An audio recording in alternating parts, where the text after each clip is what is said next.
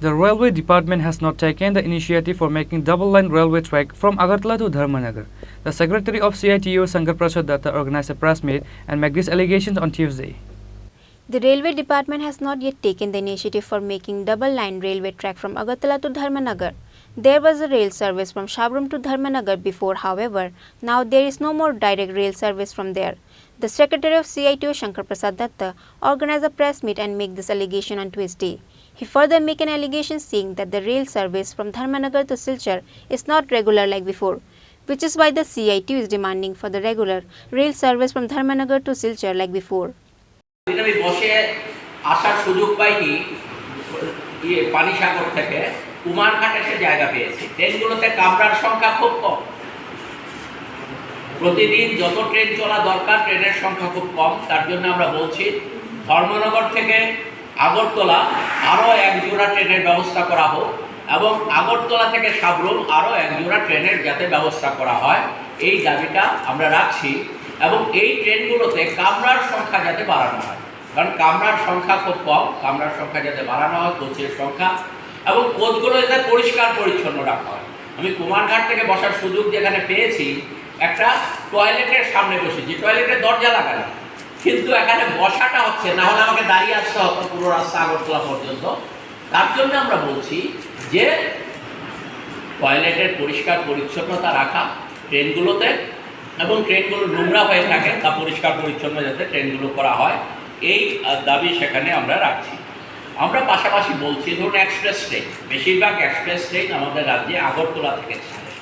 আমাদের দক্ষিণের যারা প্যাসেঞ্জাররা আছেন, সাবরুম, বিলোনিয়া, উদয়পুর এই সমস্ত এলাকাগুলো থেকে যে প্যাসেঞ্জাররা আসেন, সেই প্যাসেঞ্জাররা বেশিরভাগ ট্রেন হচ্ছে সকালবেলা ছাড়ে, এখান থেকে ভোরবেলা ছাড়ে। স্বাভাবিক কারণে তাদের এখানে এসে আগের দিন থাকতে হয় আগরতলা।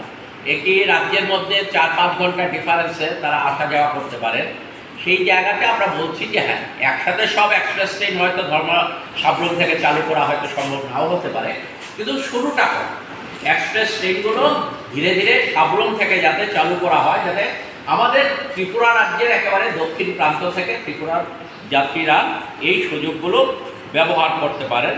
এই বিষয়গুলো আমরা দেখার জন্যে রেল দপ্তরের কাছে আমরা দাবি জানাবো। অন্যান্য আরও অনেকগুলো বিষয় আছে, আমরা এই সমস্ত বিষয়গুলো নিয়ে এই মাসের শেষের দিকে আমরা রেলওয়ে জেনারেল ম্যানেজার আছেন নর্থ ইস্ট ফ্রন্টিয়ার রেলওয়ে, ওনার কাছে আমরা গতকালকে মেল পাঠিয়েছিলাম।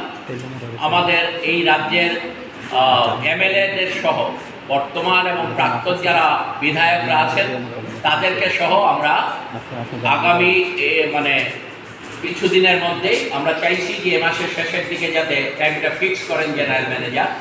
আমরা সেটা জানিয়েছি এবং জেনারেল ম্যানেজার জানিয়েছেন আমাদেরকে উনি টাইম দেবেন। তাহলে এ মাসের শেষের দিকে রাজ্যের জনগণের এই যে দুর্ভোগ পোহাতে হচ্ছে, যে কারণে রেলের জন্য মানুষ দাবি জানিয়েছিলেন, এই রেল যাতে মানুষ সুন্দরভাবে সেখানে চলার সুযোগ পান, সেই দাবিটা নিয়ে আমরা জেনারেল ম্যানেজারের কাছে রাজ্য থেকে রাজ্যের মানুষের প্রতিনিধিত্ব করার জন্যে, রাজ্যের মানুষের সুখ সুবিধা স্বাচ্ছন্দ্যের বিষয়গুলো যাতে রেলওয়ে দপ্তর দেখে, এই বিষয়গুলো তুলে ধরার জন্য এই মাসের শেষে আমরা গুয়াহাটিতে মালিগাঁওতে আমরা যাচ্ছি। The Secretary of CITU, Shankar Prasad Datta, also says that the executives of CITU will be going to Guwahati Maligaon in coming days for submitting the memorandum including all such issues to the General Manager of Northeast Railway Frontier. Apart from the Secretary of CITU, Shankar Prasad Datta, there were also the President of CITU, Manik De, and others present. Bureau Report, Chini, Khorang.